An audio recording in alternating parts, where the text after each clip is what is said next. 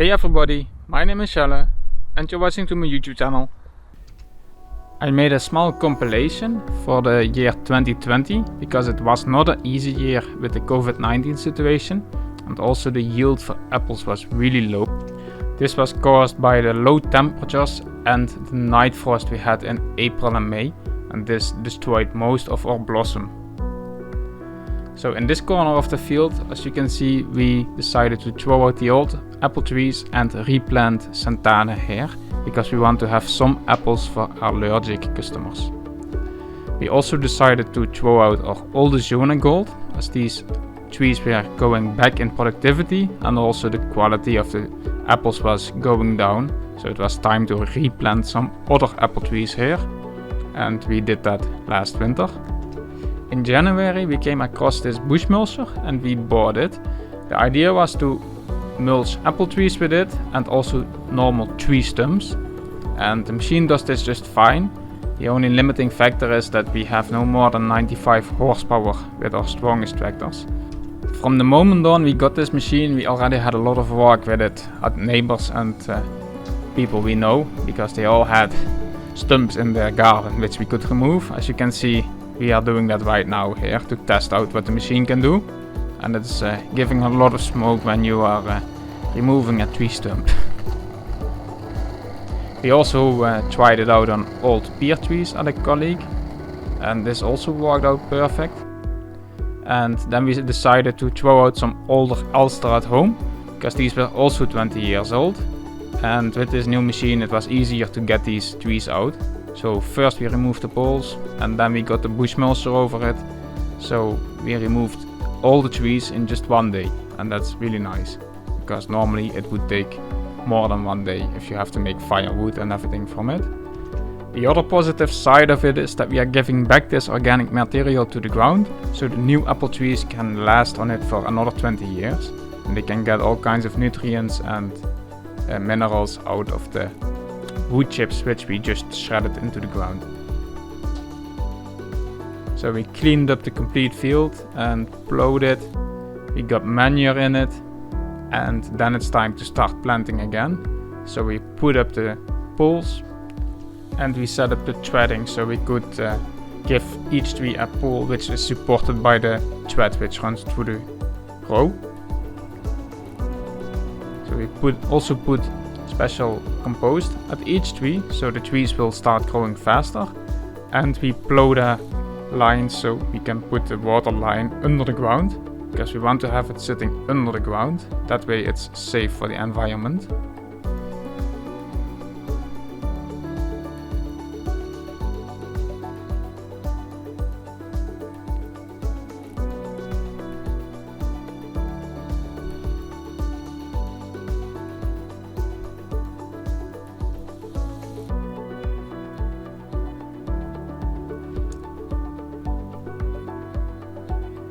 During that time it was also time to prepare the rest of the water installation, because it was March and the blossom was soon to be arrived, and then we need to be ready to sprinkle for the night frost so we can protect our blossom. Meanwhile I decided to restore this bush mulcher because it has proven worthy to us and it doesn't look that great, so I gave it a proper restoration and also installed that beam on top so we can push down bushes. Then we had our first night frost and we had some water issues here. We also broke the 956 XL, as you can see in the video. I made a special video about the repair of that, so if you want to see it you can click the link at the right top of the video. And eventually the result is that we have all the trees under ice, luckily enough, because we spent a lot of effort that night to keep everything running to protect the harvest for this year. So with the 956 broken, we decided to put the case 2140 on the other water pump to keep the water running. And as you can see, the 956 has a lot of damage at the bearings at the rear side.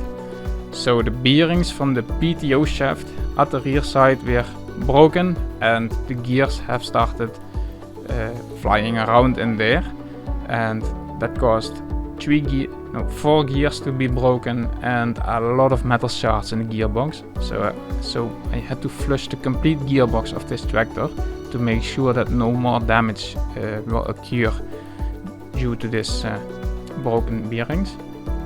We also decided to plant another field of wetland, which came late in April, which is really late to plant apples, but we decided by then it would be time to plant, and we didn't know before that we were gonna do this, so that was kind of a surprise for ourselves as well to do this.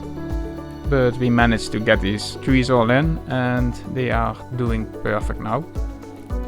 I gave them another water round in May and June, so these trees would get really strong and start growing, because they needed it during that time.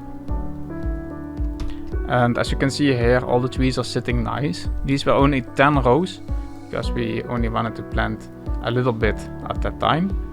We also came across this machine on eBay in May, and this used to be a cow feeder, and it's already 30 or 40 years old, but it seems to do a perfect job when giving manure to the apple trees, because it gives everything to the spot, and it's also self-loading, so this thing has come in really handy to us. Unfortunately, we got a rock in it and it broke, so I had to fix it. In May, June and July I started building a workbench for in our hall, because I was missing a proper cabinet at this location and it was always a mess here, so I wanted to make something properly. So I built this cabinet just like I made in my workshop 4 years ago, and I liked that design, so I decided to copy that design and build it here as well, but then with a little bit more drawers. It's a little bit higher, and I also decided to do the back wall with white plates. Of course, all the work in the orchard also had to go on, so we kept mowing and shredding and pruning, all kinds of activities that had to happen.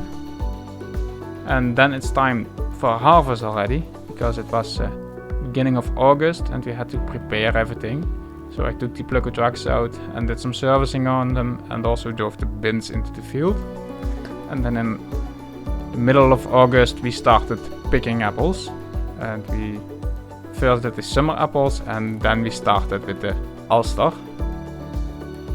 So we had only a few Ulster this year. As you can see, some trees have apples, but many of them have no apples at all.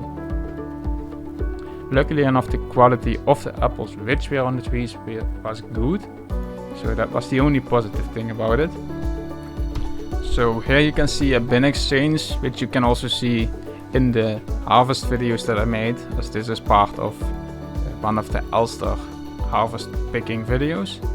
So we first did one round of picking Ulster apples, so we had the first pick off, and after doing the first pick we went on to the conference pears. All the apples which came out of the field had to be driven onto the trailer and eventually into a cooling, where they will be kept as long as we can keep them until the price is right to sell them. So here are our conference pears, and they had a really high yield this year, so we had a lot of pears and we were really happy with that, as that compensates the low yield of the apples a little bit.